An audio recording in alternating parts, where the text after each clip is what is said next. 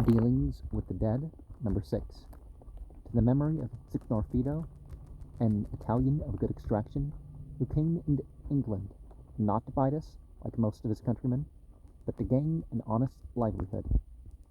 He hunted not after fame, yet acquired it, regardless of the praise of his friends, but most sensible of their love.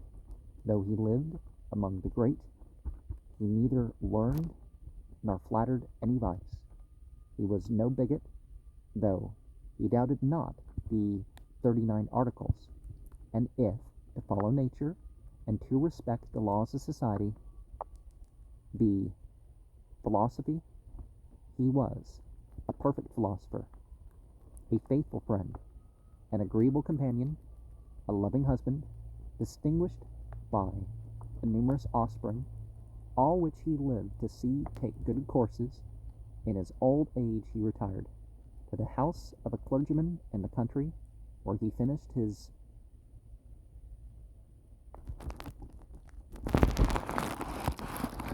earthly race, and died in honor and an example to the whole species. Reader, this stone is guiltless of flattery, for he to whom it is inscribed was not a man, but a greyhound. Number 6. It could not have been particularly desirable to be the cook, or the concubine, or the cupbearer, or the master of the horse, or the chamberlain, or the gentleman usher of a Scythian king. For Herodotus tells us, Book 4, page 280, that every one of these functionaries was strangled upon the body of the dead monarch. Castellan, in his account of the Turkish Empire, says that a dying Turk is laid on his back with his right side towards Mecca, and is thus interred. A chafing dish is placed in the chamber of death, and perfumes burnt thereon. The Imam reads the 36th chapter of the Quran. When death has closed the scene, a saber is laid upon the abdomen, and the next of kin ties up the jaw. The corpse is washed with camphor, wrapped in a white sheet, and laid upon a bier. And in the Islamic vision, there is no grave goods, and you wrap the body in cheap cloth. And sometimes they do you can use perfume in the process if the person's not a martyr. The burial is brief and rapid. The body is never carried to the mosque, except in the Islamic funeral it tends to be, right? Unlike the solemn pace of our own age and nation, forebearers were frequently relieved, carried the defunct almost on a run to the place of interment. Over the bier is thrown a pall, and at the head the turban of the deceased. Women never attend. Mourning, as it is called, is never worn. Christians are not permitted to be present at the funeral of a Muslim, and again, that's not a regulation that Islam has. Just like the funeral prayer is not reading any particular portion of the Quran, except, you say Fatiha, right? It is not lawful to walk over or sit upon a grave. A post-mortem examination is never allowed unless the deceased is so near confinement that there may be danger of burying the living with the dead, or, there's suspect of foul play. The corpse is laid naked in the ground. The imam kneels in prayer and calls the name of the deceased and the name of his mother thrice. Again, there's only standing in the Islamic prayer for the dead. The cemeteries of the Turks are without the city and thickly planted with trees, chiefly cypress and evergreens. Near Constantinople, there are several cemeteries. The most extensive are at Scutari on the Asiatic side of the Bosphorus, There, as here, marble columns designate the graves of the eminent and wealthy, but are surmounted with sculptured turpins. The inscriptions are brief and simple. This is quite common. The world is transient and perishable. Today mine, tomorrow thine. Now, Surah 36 of Al-Quran, Yasin, is something that's said to comfort the dying, or in the presence of the dying. It's the mourners say it for themselves. The funeral ceremonies of the Hindus are minute, trivial, and ridiculous in the extreme. A curious account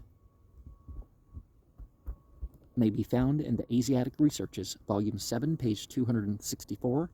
Formal or nominal obsequies are performed, says Mr. Colebrook, not less than 96 times in every year among the Hindus. 96 is the multiple of something, right? We do for the dead that which we would have done for ourselves. The desire of making a respectable corpse is quite universal. It has been so from the days of Greece and Rome to the present. Such was the sentiment which caused the Romans to veil those whose features were distorted in death, as in the case of Scipio Africanus. Such obsequies were called larvata funera. Such has ever been the feeling among the civilized and the savage. Such was the opinion of Pope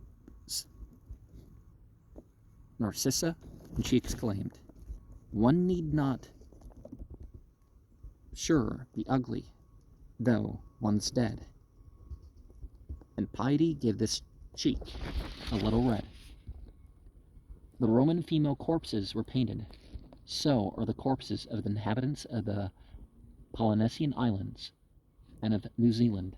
When a New Zealand chieftain dies, says Mr. Pollock, the relatives and friends cut themselves with mussel shells and let blood profusely, because they believe that ghosts, and especially royal ghosts, are exceedingly partial to this beverage. The body is laid out by the priests. The head is adorned with the most valued feathers of the albatross. The hair is anointed with shark oil and tied at the crown with the riband of tapa. The lobes of the ears are ornamented with bunches of white down from the seafowl's breast, and the cheeks are embellished with red ochre. The brow is encircled with a garland of pink and white flowers of the kaikatoa.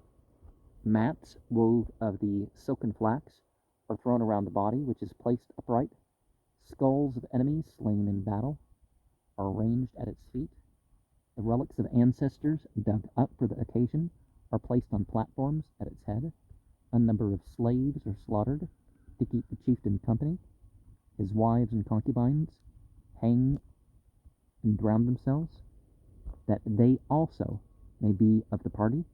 The body lies in state 3 or 4 days. The priests flourish round it with wisps of flax to keep off the devil and all his angels. Some people find that sort of thing actually hands over power to those entities, but the pai, or funeral song, is then chanted, which I take to be the old 100 of the New Zealanders, very much resembling the Noenia, or funeral songs of the Romans.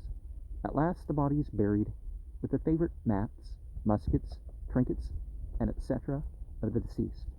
The Mandans of the upper Missouri, never inhumed, or bury their dead, place their bodies, according to Mr. Catlin, on light scaffolds, out of the reach of the wolves and foxes. There they decay. This place of deposit is without the village. When a Mandan dies, he is painted, oiled, feasted, supplied with bow, arrows, shield, pipe, and tobacco, knife, flint, steel, and food, for a few days, and wrapped tightly in a raw buffalo hide. The corpse is then placed upon the scaffold with its feet to the rising sun. An additional piece of scarlet cloth is thrown over the remains of a chief or medicine man. The cemetery is called by the Mandans the village of the dead. Here the Mandans, especially the women, give daily evidence of their parental, filial, and conjugal devotion. When a scaffold falls and the bones have generally decayed, the skulls are placed in circles facing inwards. The women, says Mr. Catlin, are able to recognize the skulls of their respective husbands by some particular mark, and daily visit them with the best cooked dishes from their wigwams. What a lesson of constancy is here! It is a pity that so much good victuals should be wasted. But what an example is this for the imitation of Christian widows, too many of whom, it is feared, resemble Goldsmith's widow, with the great fan, who by the laws of her country was forbidden to marry again, till the grave of her husband was thoroughly dry, and who was engaged day and night in fanning the clods. Some 30 years ago, my business led me frequently to pass a stonecutter's door a few miles from the city, and in a very conspicuous position I noticed a gravestone sacred to the memory of the most affectionate husband, erected by his devoted and inconsolable widow. It continued thus before the stonecutter's shop for several years. I asked the reason. Why, said the stonecutter, the inconsolable got married in 4 months after, and I have never got my pay. They pass this way now and then, the inconsolable and her new husband, and when I see them I always run out and brush the dust off.